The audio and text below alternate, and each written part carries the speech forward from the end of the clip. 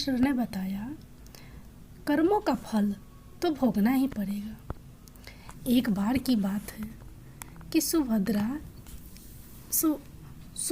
ने भगवान श्री कृष्ण के पास जाती है और पूछती है कि भैया, आज मेरे मन में एक प्रश्न उठ रहा है। यदि आप मेरे एक प्रश्न के उत्तर देकर आप मुझे संतुष्ट करेंगे तो मेरे मन को बहुत शांति मिलेगा। तब भगवान श्री कृष्ण कहते हैं, हे सुभद्रा, आखिर तुम्हारे मन में कौन सा एक प्रश्न है?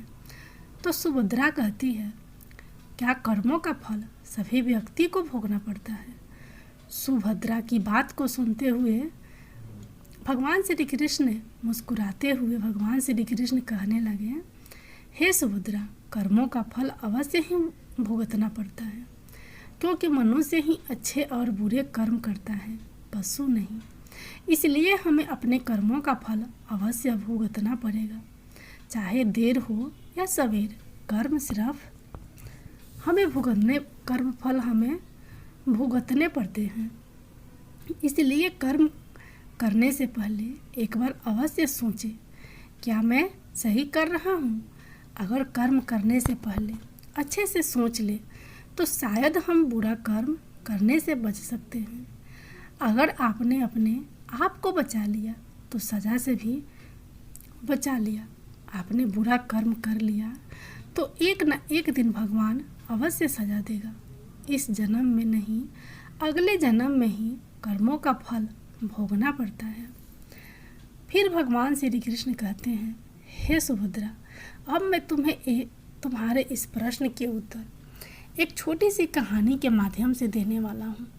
इस कहानी के माध्यम से तुम अपने इस प्रश्न के उत्तर को ठीक तरह से समझ पाओगी, परंतु मेरी एक शर्त है, जब तक मैं इस कहानी को सुनाऊं तब तक तुम्हें कहानी को ध्यान से सुनना है।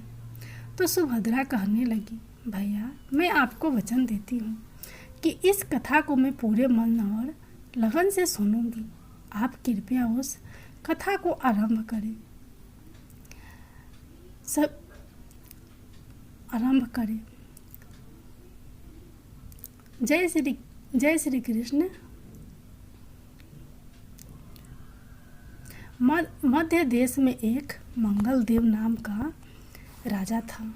उनके यहाँ बहुत पूजा पाठ और मन्नतें मांगते हुए एक पुत्र का जन्म हुआ था। वह राजा बड़ा ही धर्मात्मा, परोपकारी, न्यायकारी और प्रजा का पालन करने वाला था और भगवान का परम भक्त था। उसने भगवान शिव का एक मंदिर बनवाया था और एक ब्राह्मण को उसने पुजारी के रूप में नियुक्त किया था। वह ब्राह्मण बड़ा ही सदाचारी, धर्मात्मा और संतोषी प्रवृत्ति का था। कभी भी उसने राजा से किसी तरह का कोई याचना नहीं की थी और ना ही उसने कभी राजा से कुछ मांगा। उस ब्राह्मण के स्वभाव को राजा बहुत प्रसन्न थे।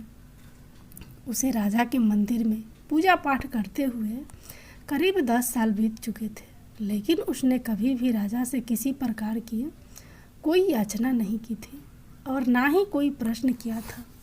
फिर कुछ साल गुजर जाने के बाद राजा ने अपने बेटे को शिक्षा दीक्षा दिला कर के बहुत बड़ा विद्वान बना दिया और बड़ा होने पर उसका विवाह एक राजकन्या के साथ करवा दिया। विवाह करके जिस दिन वह राजकन्या अपने महल में आई, उसी रात में राजकुमारी को नींद नहीं आ रही थी, इसलिए वह इधर उधर महल में घूमने लगी।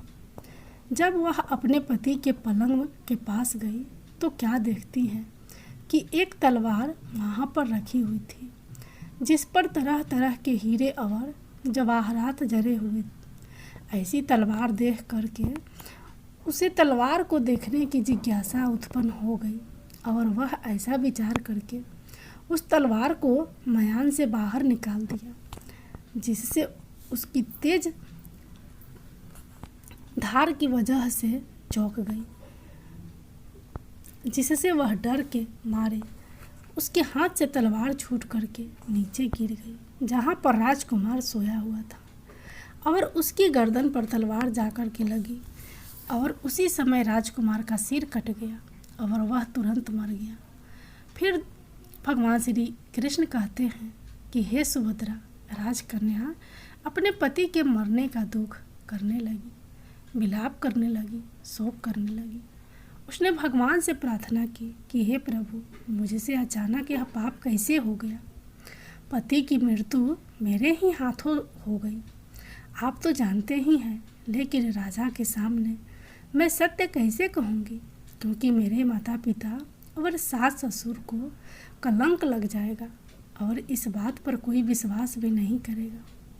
किंतु जैसे ही प्रातः काल हुआ, पुजारी कुएं पर स्नान करने आया था तो राजकन्या उस पुजारी को देख करके जोर जोर से विलाप करना शुरू कर दिया।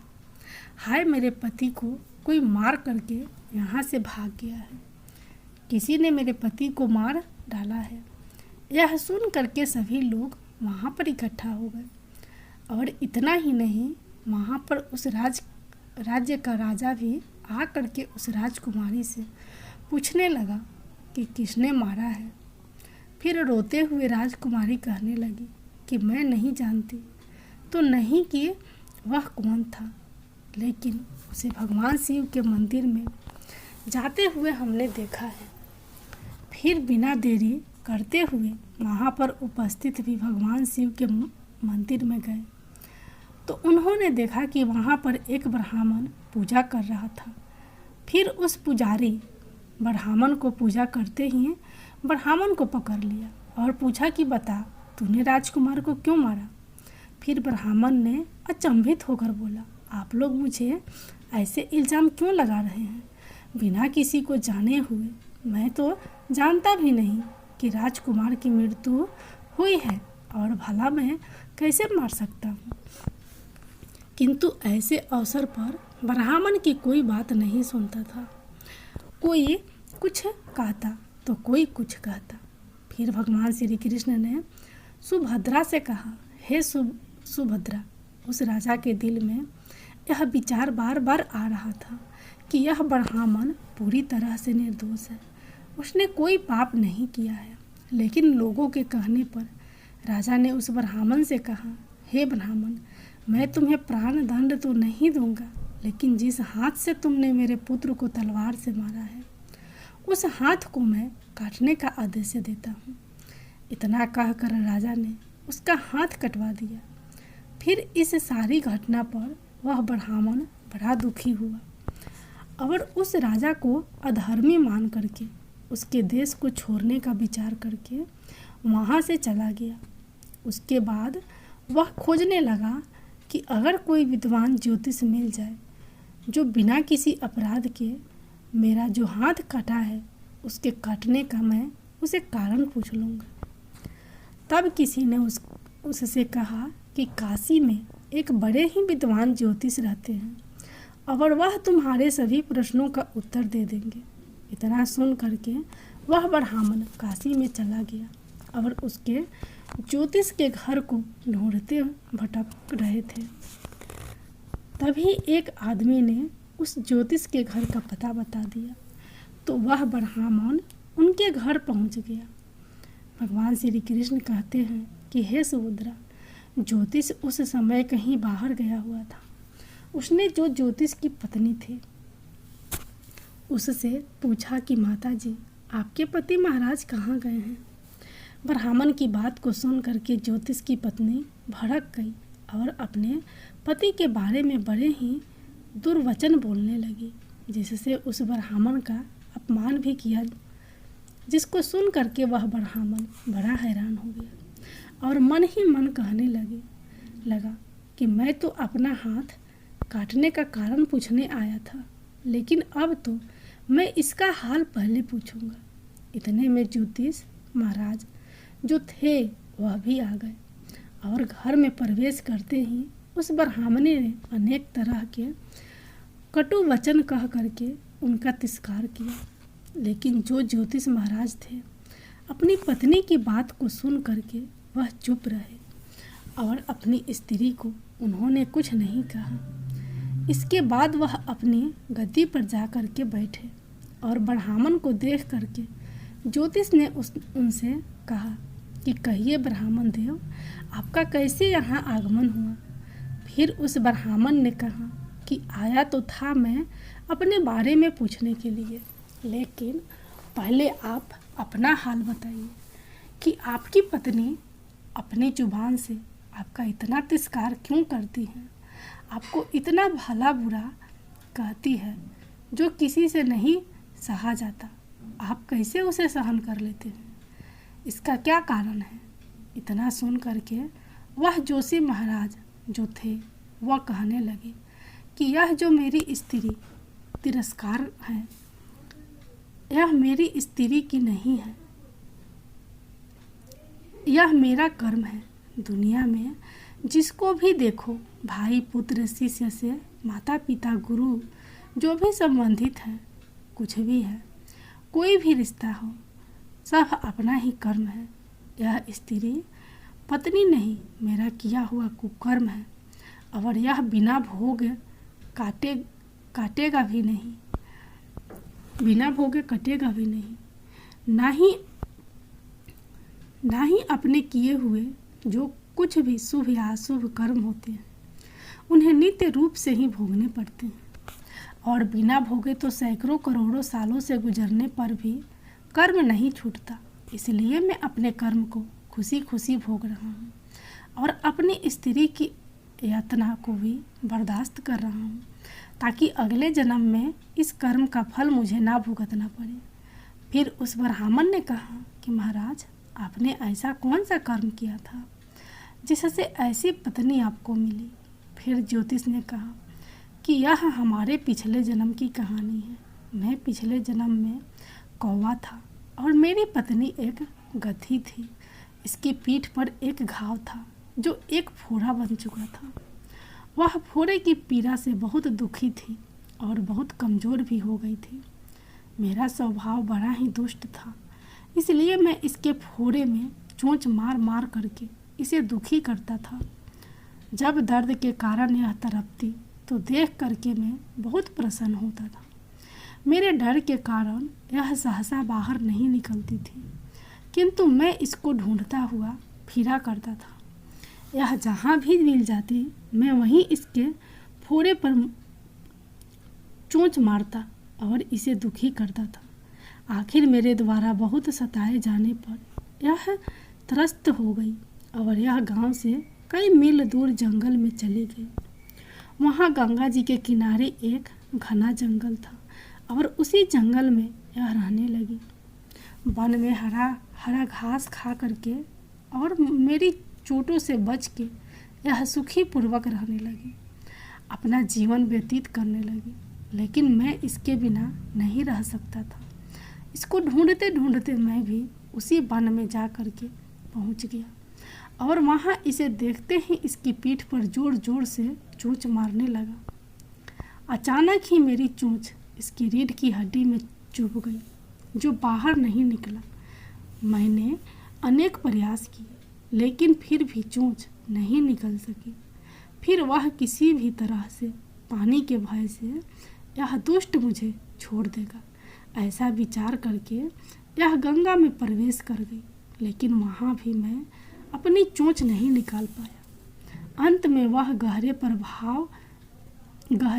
प्रवाह में प्रवेश कर गई, जिससे गंगा का प्रवाह उस समय बहुत तेज था और तेज होने के कारण हम दोनों ही उसमें बह गए और बीच में ही मर गए।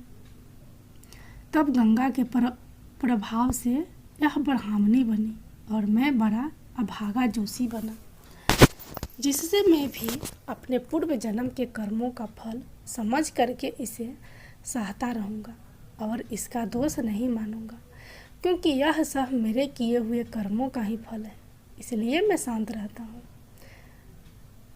फिर भगवान श्री कृष्ण कहते हैं कि हे सुभद्रा, जब ज्योतिष ने कहा अब तुम अपना प्रश्न पूछो, तब उस ब्राह्मण ने अपना वह सारा समाचार सुनाया। तब ज्योतिष ने कहा कि राजा ने आपका हाथ नहीं कटवाया, यह आपके कर्म ने ही आपका हाथ कटवा दिया है। पूर्व जन्म में आप एक तपस्वी थे और राजकन्या वह एक गाय थी। और राजकुमार जो था वह एक पारधी था। जब पारधी गाय को मारने लगा, उधर कोई गाय तो नहीं गई, ऐसा पूछने लगा, किंतु आपने कठोर उस समय व्रत धारण कर रखा था। आप कभी झूठ नहीं बोलेंगे। जिस तरफ गाय गई थी उस तरफ जाने का आपने हाथ से इशारा कर दिया। फिर वह जो कसाई था उस गाय को उसने मार डाला और वह गंगा किनारे उसकी चमड़ी निकाल ही रहा था। इतने में ही जंगल से एक बाघ निकला और उसने गाय कसाई दोनों को खा करके जंगल में वह वापस चला गया। गाय और उस कसाई दोनों की हड्डियाँ गंगा जी में बह गई। फिर भगवान श्री कृष्ण कहते हैं कि हे सुभद्रा, गंगा जी के पुण्य के प्रभाव से कसाई को राजकुमार तथा गाय को राजकन्या का जन्म मिला और पिछले जन्म में किए हुए उस कर्म ने एक रात्रि के लिए उन दोनों को एक साथ मिला दिया, क्योंकि कसाई ने गाय को चाकू से मारा था। इसी कारण से राजकन्या के हाथों से तलवार गिरने से राजकुमार का सिर कट गया और वह मर गया। इस तरह से कर्म अपना फल दे करके निवृत्त हो गया। तुमने जो हाथ का इशारा करके कर्म किया था उसी पाप कर्म ने ही तुम्हारा हाथ कटवा दिया। इससे तुम्हारा ही दोष और यही कर्म का फल है। ऐसा निश्चय करके अब तुम सुखपूर्वक रहो, क्योंकि कर्म का भोग कभी भी मिटता नहीं है। भगवान श्री कृष्ण जी ने गीता में कहा है, कर्मों को ही सबसे उत्तम बताया है, क्योंकि कर्म ही हमारे भाग्य का निर्माण करते हैं। अगर हम अच्छे कर्म करेंगे तो हमारे साथ अच्छा होगा, अगर हम बुरे कर्म करेंगे तो हमारे साथ बुरा ही होगा। भगवान की न्याय व्यवस्था बहुत ही ज़्यादा सुदृढ़ है। कर्म का फल अच्छे कार्य करने वाले का अच्छा और बुरे कर्म करने वाले को बुरा फल अवश्य ही भोगना पड़ेगा।